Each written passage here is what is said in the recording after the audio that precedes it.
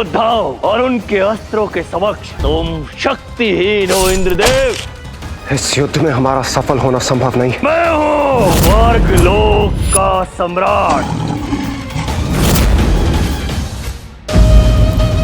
समय आ गया है, अब हम स्वर्गलोक पर विजय प्राप्त करेंगे। स्वर्गलोक हमारा होगा, असुरों का।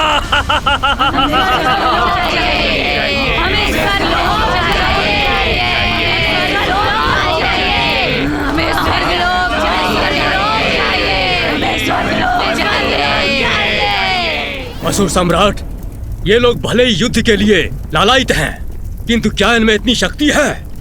देखिए कितने क्षीण हो चुके हैं ये। और देवताओं को युद्ध में परास्त करने के लिए हमें शक्तिशाली सेना की आवश्यकता है। यदि इन असुर सेनाओं द्वारा हमें स्वर्गलोक पर आधिपत्य स्थापित करना है तो सबसे पूर्व इनके भोजन की व्यवस्था करनी पड़ेगी, अन्यथा इन निर्बलों को शक्ति नहीं मिलेगी। उचित कहता है दंतक।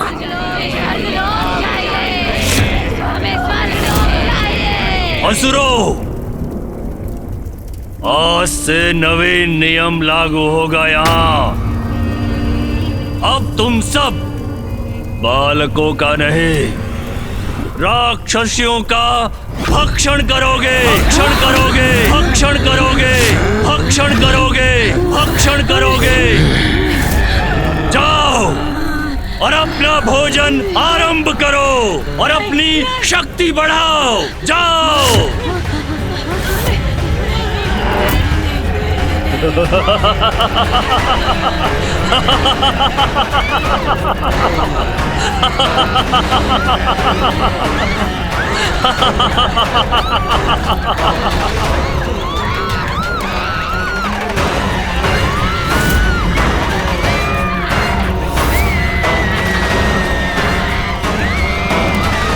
असुर स्त्रियों का भक्षण, ऐसा आदेश क्यों दिया सम्राट? एक कपटी स्त्री आदि शक्ति की भक्त दारुका के कारण हमारी ये स्थिति हुई है। ये कदापि मत भूलो बाबूज। वो स्वयं तो चली गई यहाँ से, किंतु हमें हमारी दुर्दशा के लिए यहाँ पीछे छोड़ गई। हमारी दुर्बलता है ये राक्षसियाँ, भूल जाएंगी आदि शक्ति की भक्ति करना। और वैसे भी अब हमें इनकी कोई आवश्यकता नहीं है, क्योंकि स्वर्ग की अप्सराएं हमारी प्रतीक्षा जो कर रही है।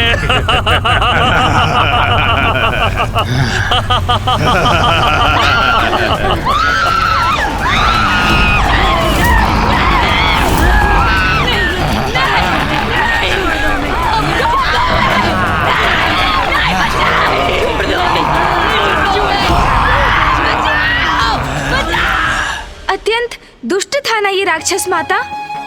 एक दारुका पर क्रोध के कारण इतना बड़ा अन्याय किया उसने। अपने ही समुदाय की स्त्रियों को, सभी असुर स्त्रियों को इतनी भयानक मृत्यु का दंड दिया। ये भी नहीं सोचा उसे जन्म देने वाली भी एक नारी ही है। दुराचारी राक्षसों में भी इस राक्षस का ये कृत्य, स्त्रियों पर ऐसा आघात तो नीचता की पराकाष्ठा है। असुरों की तामसी प्रवृत्ति यही होती है गणेश। दया, ममता का लेश मात्र भी नहीं होता उनमें, होता है तो एकमात्र अहंकार का अंधकार। दारुक से भी अधिक कुटिल और दुष्ट था एकाक्ष, और जो वो चाहता था उसके लिए वो किसी भी सीमा का उल्लंघन करने के लिए तैयार था।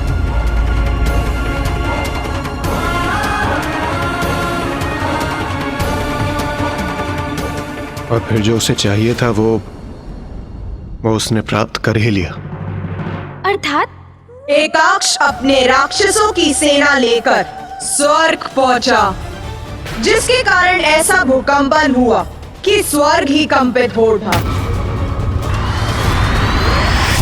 देवसभा सभी महत्वपूर्ण विषयों पर विचार कर चुकी है और अन्य समाचार भी संतोषजनक है। पृथ्वी पर संतुलन शांतिपूर्वक स्थापित है। ऋषिगण, स्त्रियां, मनुष्य सभी सुरक्षित हैं। और असुरों ने अन्य जीवों के साथ शांतिपूर्वक जीवन व्यतीत करना सीख ही लिया। मैं सहमत हूं इंद्रदेव। दारू के आतंक के पश्चात पृथ्वी पर शांति के लिए हम निरंतर दृष्टि बनाए हुए हैं। वहां सर्वत्र शांति है।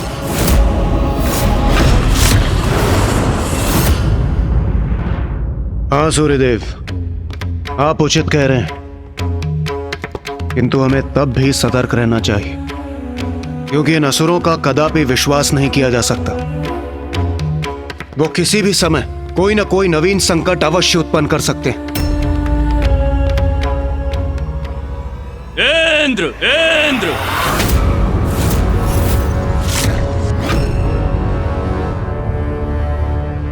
इसका स्वर था ही। स्वर्गलोक का कोई भी वासी मुझे इस प्रकार नहीं पुकार सकता। तो फिर कौन है ये?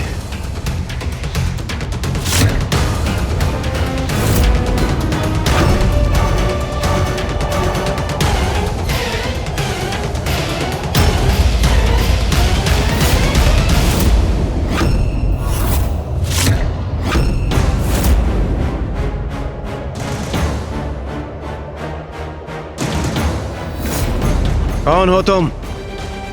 और यहां स्वर्गलोक आकर इतनी धृष्टता से मेरा नाम लेने का दुस्साहस क्यों कर रहे हो?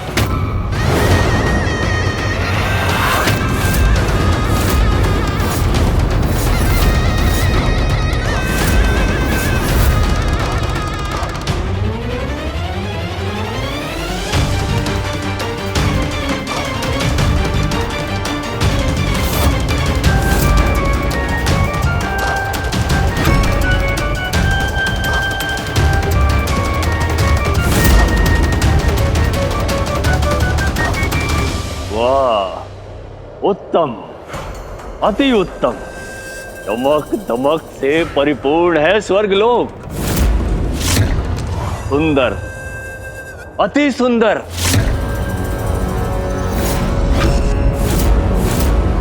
बहुत सुना था स्वर्गलोक संपन्न है, समृद्ध है, और आज अपने इस एकमात्र नेत्र से देख भी लिया।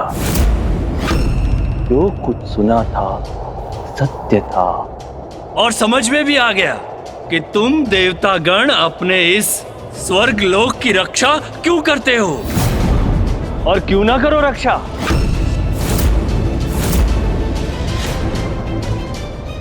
ये दुष्ट क्यों आया है यहाँ? रक्षा करने योग्य सभी कुछ तो है तुम देवताओं के पास। बड़े ठाठ हैं तुम देवताओं के। इतने सुंदर भवन हैं तुम्हारे, आभूषण है, रेशमी वस्त्र है, और शीश पर धारण करने हेतु इतने सुंदर सुंदर मुकुट हैं। स्वादिष्ट भोजन उपलब्ध है यहाँ, और वो जिनसे मैं और मेरे असुर सर्वाधिक मुग्ध है, और वो अनेकों अद्भुत सुंदरियां हैं।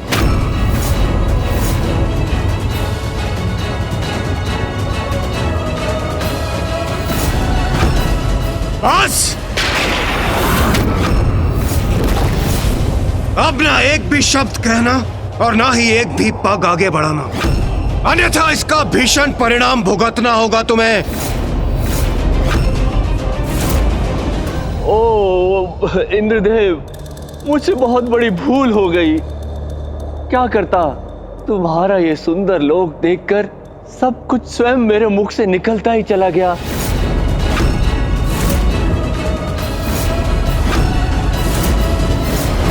किंतु अब मेरे शब्दों को ध्यान से सुन लो देवताओं। अब तुम्हारे गीदड़ भभकी से भयभीत नहीं होऊंगा मैं, कदापि नहीं। परिणाम तो अब तुम्हारा अच्छा नहीं होगा इंद्रदेव, क्योंकि अब तुम्हारे राज की इति समाप्ति करूंगा मैं। तुम देवता यहाँ स्वर्ण सिंहासन पर विराजित हो, और हम वहाँ कंकड़ पत्थर की शैया पर विश्राम करने के लिए विवश हैं। तुम देवतागण यहाँ भोग और विलास का जीवन बिता रहे हो और वहाँ मेरे असुर भूख और प्यास से मृत्यु को प्राप्त हो रहे हैं। उचित नहीं है, कदापि उचित नहीं है। मूर्ख असुर, तुम्हारे कर्मों के कारण ही माता महाकाली ने तुम्हें रसातल लोक में स्थित किया है, किंतु तुमने वहां पे भी कुकर्म किए, अपने सारे साधन नष्ट कर दिए। जब तुम ही प्रकृति का निरादर करोगे तो प्रकृति तुम्हारे साथ कैसे रहेगी? और जब प्रकृति नहीं रहेगी तो तुम्हें कष्ट ही कष्ट होगा।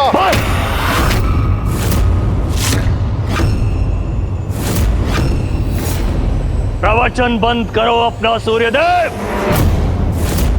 उधर भरा है इसलिए मुख से ज्ञान फूट रहा है, किंतु भूख लगने पर ज्ञान नहीं, मात्र भोजन की इच्छा होती है, भोजन की। तो ठीक है, परिस्थिति उलट देते हैं। तुम कोमल देवता हमारा स्थान ले लो और हम असुर रहेंगे स्वर्गलोक में, स्वर्गलोक में, स्वर्गलोक में, स्वर्गलोक में। कदाचित तुम ऐसे मानोगे नहीं। प्रतीत होता है बलपूर्वक मुझे तुम्हें रसातल लोक लौटाना ही होगा।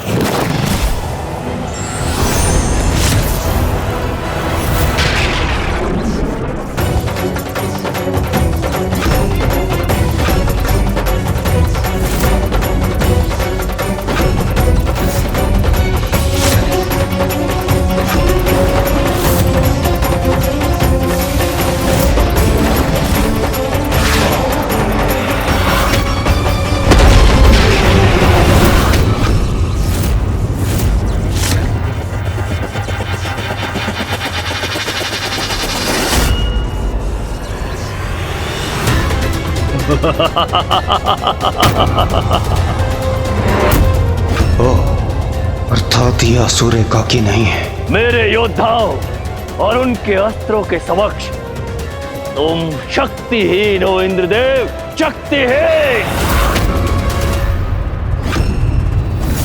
ये देखो मेरा योद्धा और तुम्हारी पराजय का स्वरूप।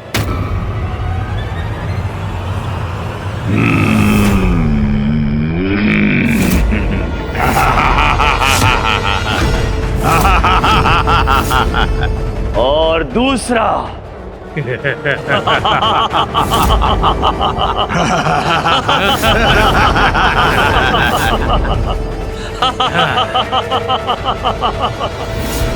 तुम देवताओं के लिए तो मेरे योद्धा ही पर्याप्त हैं, किंतु चिंता मत करो, ये तुम्हें अधिक कष्ट नहीं देंगे। बस बस, बहुत बोल चुके तुम, अब और नहीं। तो दिखाओ अपना पराक्रम और शांत कर दो मेरा क्रोध, अन्यथा ये स्वर्ग लोक छोड़कर चले जाओ रसातल में। संतक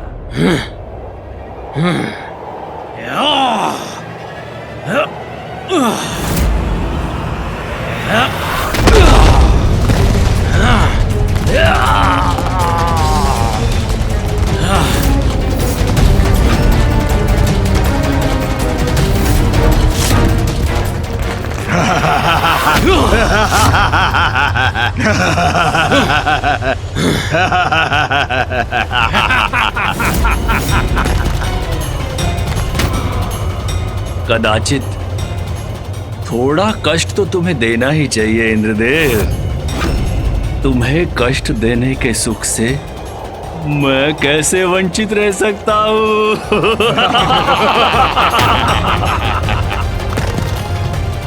बोल, दिखाओ अपना पराक्रम।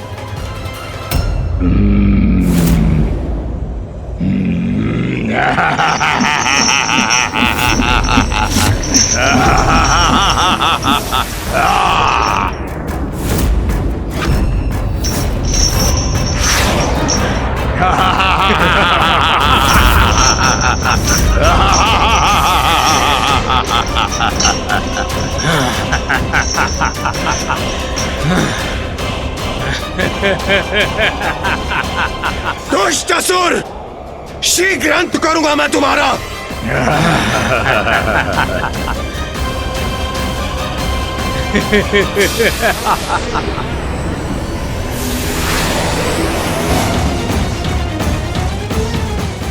साहसी असुरों, हम देवताओं का सामना नहीं कर पाओगे तुम।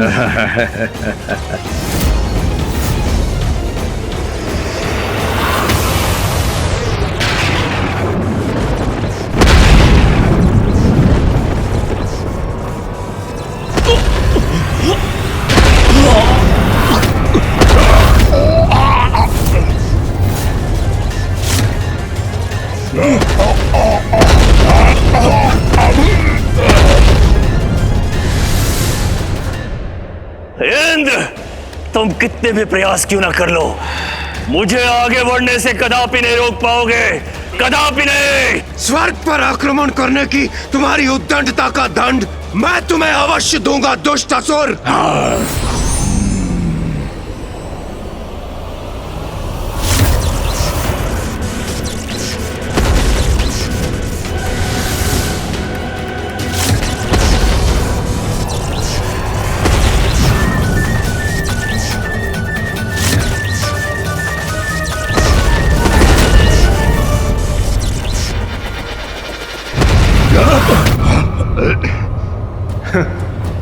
हम देवताओं की शक्ति से पार पाना इतना सहज नहीं है।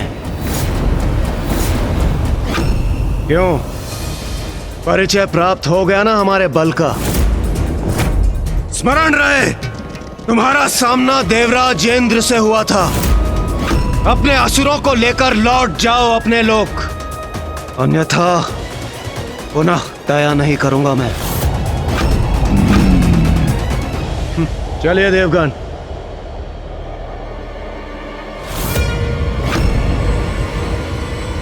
देवराज, देवराज, देवराज।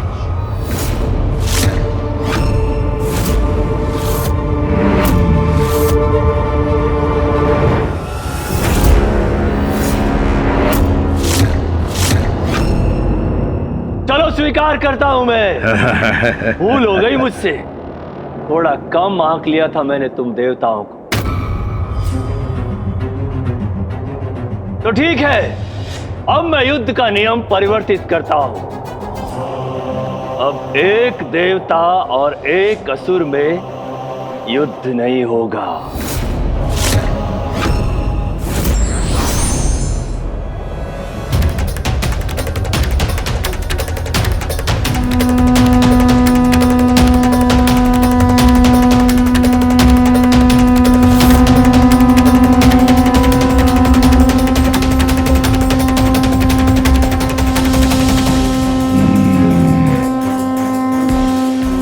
दुष्ट कर क्या रहा है? गुरुदेव, ऐसा प्रतीत हो रहा है जैसे किसी का आह्वान कर रहा है।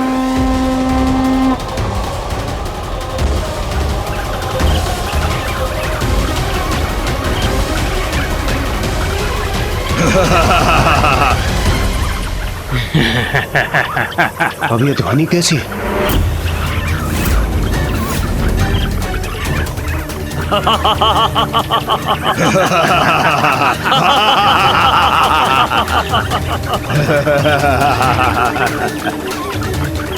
ये ध्वनि सुनाई दे रही है किंतु कोई दिखाई क्यों नहीं दे रहा?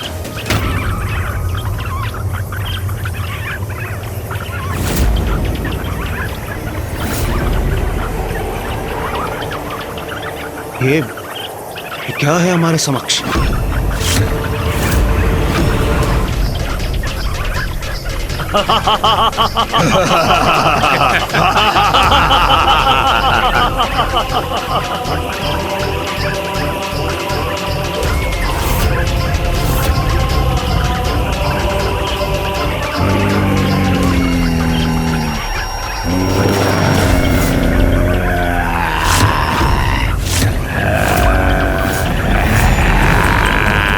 ये कैसे विचित्र और भयंकर असुर है? और अपनी भयानक ध्वनि के साथ ये हमारी ओर ही बढ़े आ रहे हैं।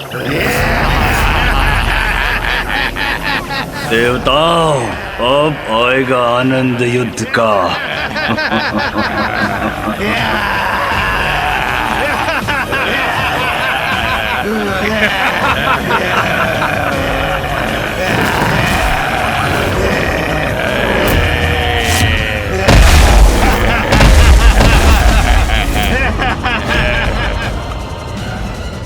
क्यों देवताओं, कैसा लगा मेरा उपहार? स्वर्ग लोक आया हूँ, असुर हूँ, किंतु कुछ नियम मैं भी जानता हूँ, इसलिए अपने अनुसार उचित उपहार लाया हूँ तुम सभी के लिए।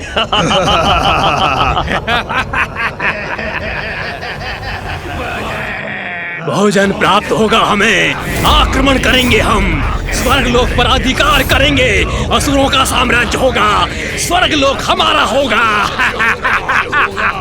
भोजन प्राप्त होगा हमें,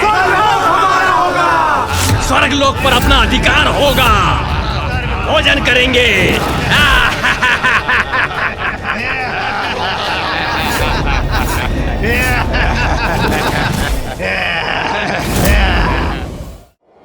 इस असुर समूह का क्या करें हम?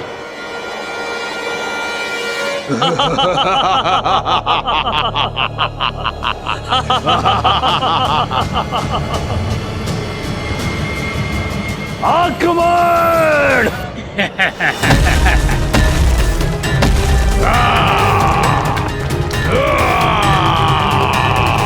देवगण, अपने अपने अस्त्रों का आवाहन कीजिए और नष्ट कर दीजिए इन दुष्टों को।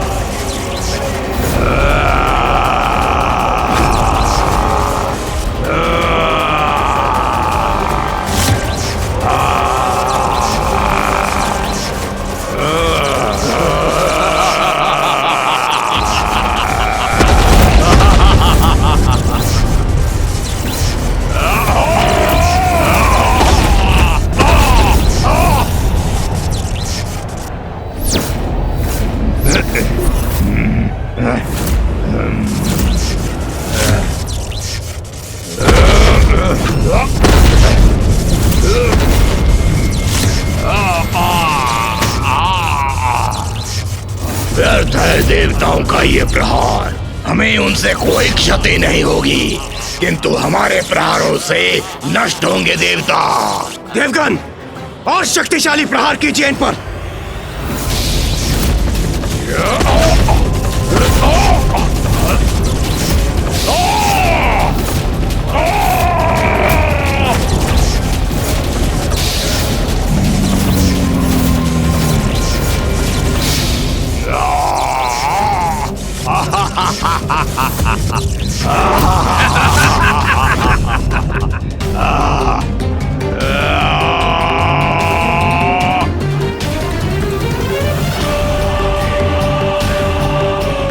हमारे निकट पहुंचे इसके पूर्व ही इन्हें रोकना होगा हमें।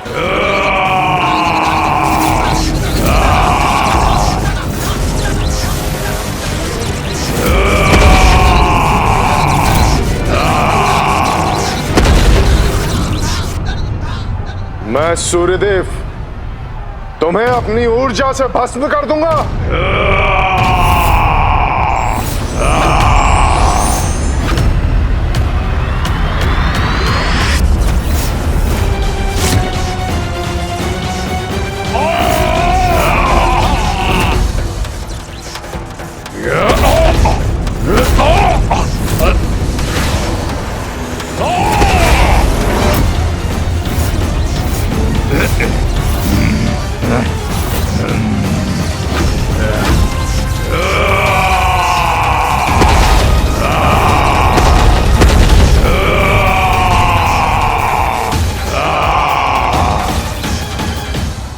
संकट विकट है। ये असुर तो असंख्य है। इन्हें कहां तक नष्ट करेंगे हम? सूर्यदेव, अग्निदेव, वरुण देव, वायुदेव सभी घिरे हुए हैं। ये दुष्ट कुछ नष्ट होते हैं तो उनसे अनेक गुना अधिक उत्पन्न भी हो जाते हैं।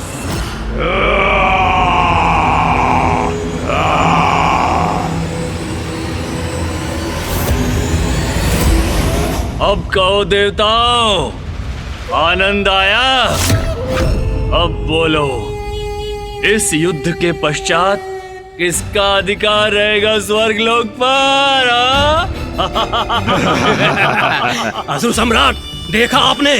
मैंने कहा था ना, यदि हमारी सेना शक्तिशाली हुई तो हमें कोई परास्त नहीं कर सकता।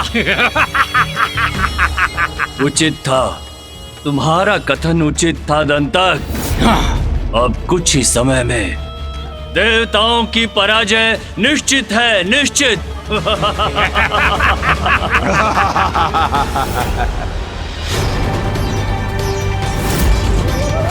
उन असुरों से युद्ध के लिए देव सेना भी प्रकट हुई, किंतु उनके सभी प्रयास व्यर्थ हो गए, क्योंकि देवता और उनकी सेना नहीं टिक सकी उन दुष्ट असुरों के समक्ष।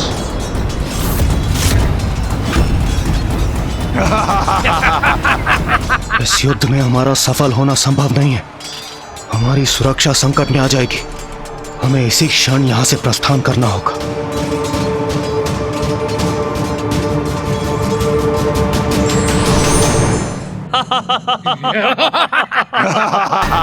मुझे ज्ञात था यही होगा, यही। भाग गए सभी भीरू देवता, ज्ञात था मुझे। विजयी होंगे हम। स्वर्ग लोक पर अब हमारा, हम असुरों का अधिकार होगा, हम असुरों का। आप सभी देवता स्वर्गलोक असुरक्षित छोड़कर चले गए। उस समय हम निरुपाय हो गए थे प्रथम पूज्य गणेश जी। उन असंख्य रक्त पिपासु कीट असुरों के समक्ष लाचार थे हम, और स्थिति हमारे नियंत्रण के बाहर हो चुकी थी। इसलिए उस समय युद्ध को छोड़कर स्वयं की रक्षा को सुनिश्चित करना अत्यंत आवश्यक था, जिससे भविष्य में हम सहायता प्राप्त कर उन असुरों का सामना कर सके और स्वर्गलोक को उनके प्रभाव से मुक्त करा सके। तो सहायता के लिए आप कहाँ गए थे देवराजेंद्र? उस एकमात्र शक्ति के पास जो उस स्थिति में हमारी सहायक बन सकती थी। कदाचित मैं समझ गया वो शक्ति कौन थी।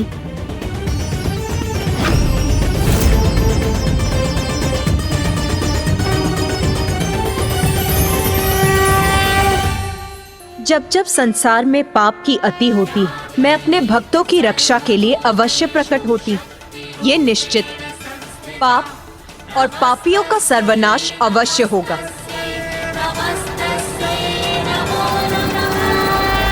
मेरे अगले अवतार के प्रकट होने का समय आ गया। देवी छिन्नमस्ता।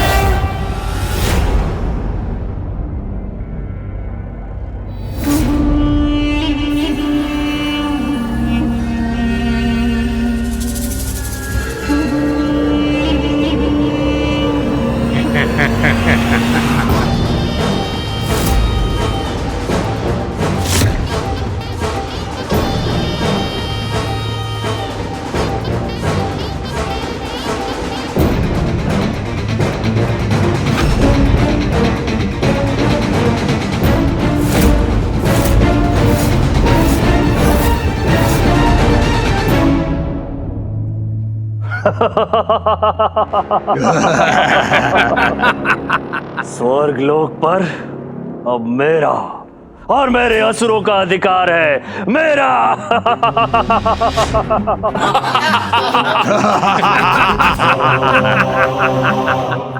ये भोग विलास, ये सुख सुविधाओं भरा जीवन, इस सब पर अब हमारा, असुरों का अधिकार है, असुरों का। ये सब अब हमारा है, हमारा। और मैं हूं स्वर्ग लोक का सम्राट, सम्राट एकाक्ष।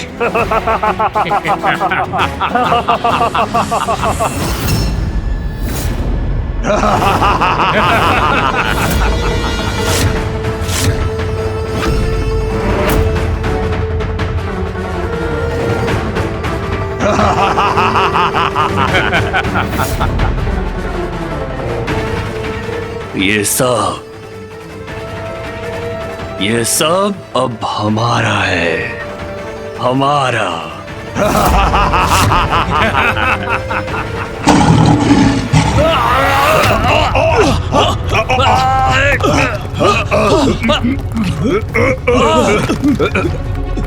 कैसा भयंकर स्वर है ये? कौन है?